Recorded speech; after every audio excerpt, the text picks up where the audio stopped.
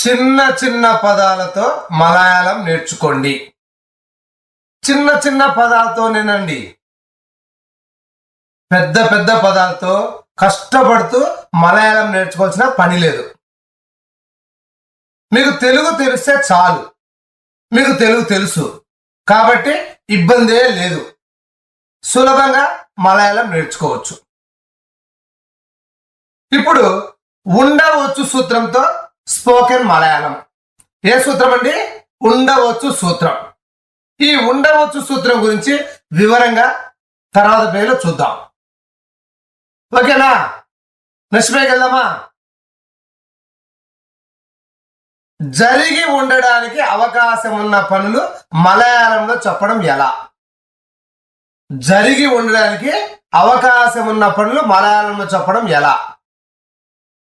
కొన్ని పనులు జరిగి ఉండడానికి అవకాశం ఉంటాయి, మరికొన్ని పనులు జరిగి ఉండడానికి అవకాశం ఉండదు.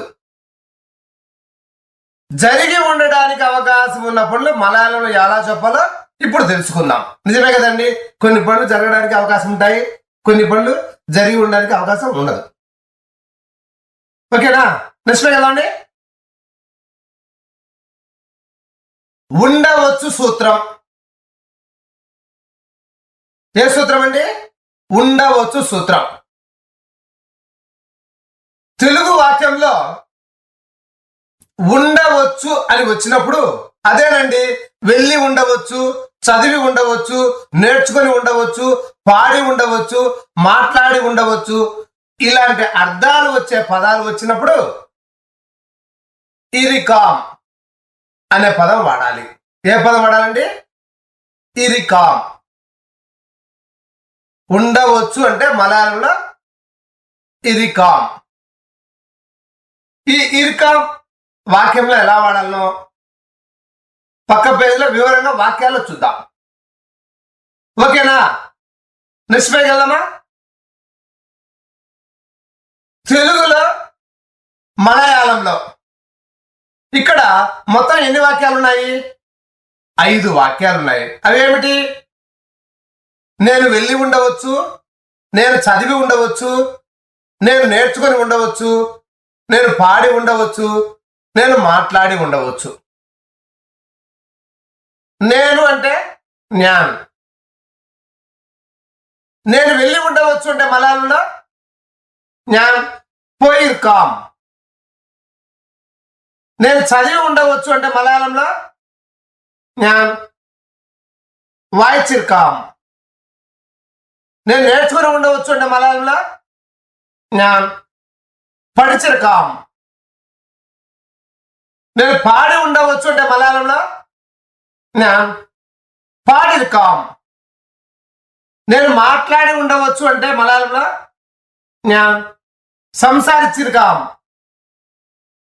బాగా గమనించండి, చివరిలో అన్నిటికీ తెలుగు వాక్యాల్లో ఉండవచ్చు ఉండవచ్చు ఉండవచ్చు అని ఉంది. మలయాళంలో ఇరికామ్ ఇరికామ్ ఇరికామ్. వెళ్ళి అంటే పోయి, చదివి అంటే వాయిచి.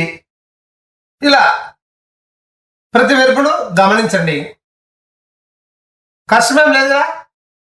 అబ్జర్వేషన్ అండి. అబ్జర్వేషన్ బాగా చేస్తే ఎలా మారుతుంది అనేది ముఖ్యమైన పేపర్లో రాసుకోండి లేదా పుస్తకంలో రాసుకోండి. ఆ టెక్నిక్ తెలిస్తే చాలండి. ఇలాంటి వాక్యాలు ఎన్ని చెప్పొచ్చు. ఇదే విధంగా మరికొన్ని వాక్యాలు చూద్దాం. ఓకేనా? నెక్స్ట్ పేజ్ వెళ్దామా? తెలుగులో మలయాళంలో ఇక్కడ మొత్తం ఎన్ని వాక్యాలు ఉన్నాయి? 5 వాక్యాలు ఉన్నాయి. అవేంటి?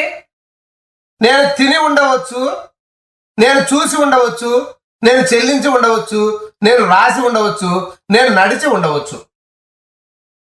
నేను తిని ఉండవచ్చు అంటే మలయాళంలో జ్ఞాన్ కలిచిర్కామ్. నేను చూసి ఉండవచ్చు అంటే మలయాళంలో జ్ఞాన్ కండిర్కామ్. నేను చెల్లించి ఉండవచ్చు అంటే మలయాళంలో జ్ఞాన్ కట్టిర్కామ్. నేను రాసి ఉండవచ్చు అంటే మలయాళంలో జ్ఞాన్ ఎలిదిర్కామ్. నేను నడిచి ఉండవచ్చు అంటే మలయాళంలో ഞാൻ നടന്നിരിക്കാം. తెలుగు వాక్యాలు బాగా గమనించండి. ఉండవచ్చు అంటే ఇర్కాం. ఇప్పుడు నేను తిని ఉండవచ్చు అంటే మలయాళంలో ఏమన్నాము? ഞാൻ కలిచిరకాం. కలిచి చీలో ఈ ఉందా లేదా? ఇరికాం.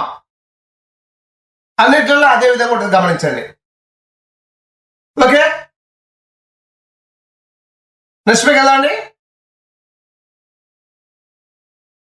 తెలుగులో మలయాళంలో ఇప్పటి వరకు నేను గురించి చెప్పుకున్నాం. ఇప్పుడు నేను, మనము, మీరు, అతను, ఆమె, వారు ఉపయోగించి వాక్యాలు చెప్పుకున్నాం. ఇక్కడ ఎన్ని వాక్యాలు ఉన్నాయి? మొత్తం 6 ఉన్నాయి. ఎన్ని వాక్యాలు ఉన్నాయి? 6 వాక్యాలు. ఏంటి? నేను వెళ్ళి ఉండవచ్చు, మనం వెళ్ళి ఉండవచ్చు, మీరు వెళ్ళి ఉండవచ్చు, అతను వెళ్ళి ఉండవచ్చు, ఆమె వెళ్ళి ఉండవచ్చు, వారు వెళ్ళి ఉండవచ్చు. నేను అంటే జ్ఞాన్, వెళ్ళి ఉండవచ్చు అంటే పోయిర్కాం. నేను వెళ్ళి ఉండవచ్చు అంటే జ్ఞాన్ పోయిర్కాం. మనమంటే నంగల్, వెళ్ళి ఉండవచ్చు అంటే పోయిర్కాం. మనం వెళ్ళి ఉండొచ్చు అంటే నంగల్ పోయిర్కాం. మీరు అంటే నింగల్, వెళ్ళి ఉండవచ్చు అంటే పోయిర్కాం. మీరు వెళ్ళి ఉండవచ్చు అంటే నింగల్ పోయిర్కాం. అతను అంటే అవన్, వెళ్ళి ఉండవచ్చు అంటే పోయిర్కాం. అతను వెళ్ళి ఉండవచ్చు అంటే అవన్ పోయిర్కాం. ఆమె అంటే అవల్, వెళ్ళి ఉండవచ్చు అంటే పోయిర్కాం. ఆమె వెళ్ళి ఉండవచ్చు అంటే అవల్ పోయిర్కాం. వారు అంటే అవర్గల్, వెళ్ళి ఉండవచ్చు అంటే పోయిర్కాం. వారు వెళ్ళి ఉండవచ్చు అంటే అవర్గల్ పోయిర్కాం. బాగా గమనించండి. చివర్లో అన్నిటికీ వెళ్ళి ఉండవచ్చు, వెళ్ళి ఉండవచ్చు, వెళ్ళి ఉండవచ్చు, వెళ్ళి ఉండవచ్చు ఉంది. మలయాళంలో చివర్లో అన్నిటికీ పోయిర్కాం, పోయిర్కాం, పోయిర్కాం. ఆ టెక్నిక్ బాగా అబ్జర్వ్ చేయండి. ఇప్పుడు వివరంగా చూడండి. నేను వెళ్ళి ఉండవచ్చు అంటే మలయాళంలో జ్ఞాన్ పోయిర్కాం. మనం వెళ్ళి ఉండవచ్చు అంటే మలయాళంలో నంగల్ పోయిర్కాం. మీరు వెళ్ళి ఉండవచ్చు అంటే మలయాళంలో నింగల్ పోయిర్కాం.